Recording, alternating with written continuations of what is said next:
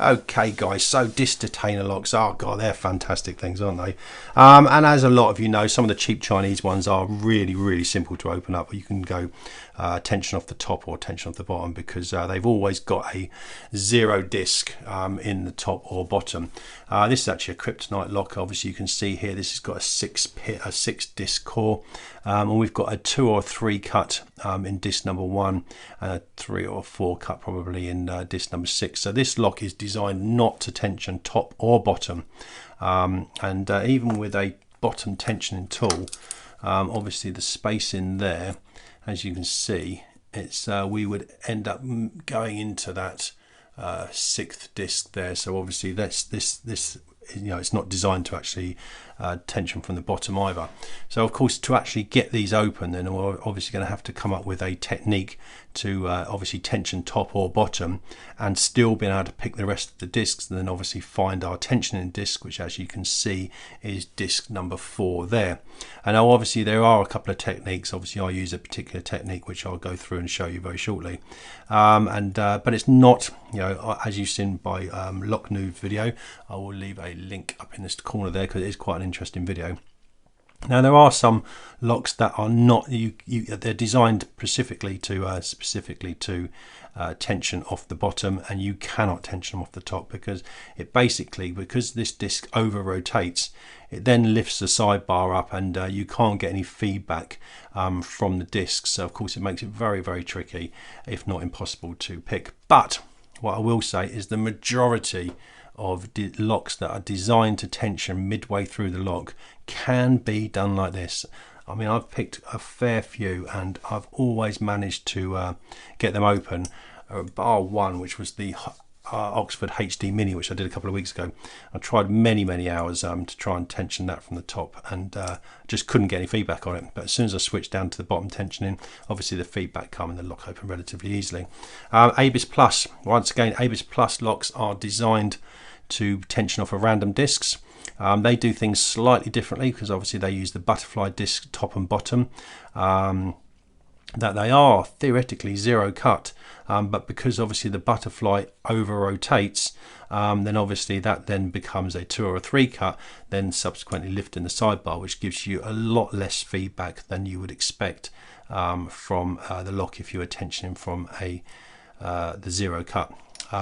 But wonderful locks. And I mean, I've picked the Abis 8850, the Abis 8840, both with top and bottom tensioning, so they can both be done. Obviously the feedback is, you know, limited at first, and you've got to literally tension from one end and start picking from the other end, and vice versa, but you can get them open. Okay, back to the kryptonite, which I think we'll do the demonstration on today. Hopefully I can explain thoroughly how you can tension off of a disc that is not a zero cut, either top or bottom. We're going to use top of the keyway on this particular one, and then obviously you can feel the different discs go in, and then once you get that little core rotation, which will give you the indication that all the discs are set apart from the one you're tensioning on, you then have to go down through, move your pick to this zero cut, and then obviously you can tension off of that and then counter rotate the disc you're tensioning on, which will click into the gate and you'll get the lock open. Okay, this is what we're going to do. We're going to bring the Kryptonite Evolution lock over, and I'll go through the picking process.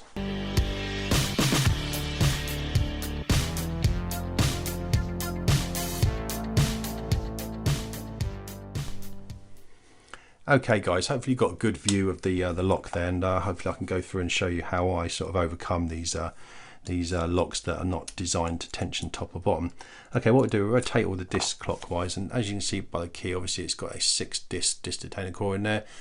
Disc number 1 is probably a 2 or 3 cut, and disc number 6 is a 2 or 3 cut, so we're not really designed to open up of that. Obviously this disc number 4 is how the lock is designed to open up, obviously with a zero cut there. Obviously the lock is shut, is closed, locked. Okay, so we've zeroed all the discs. Just going to put the pick in there and get it into there. Just make sure you can get through everything.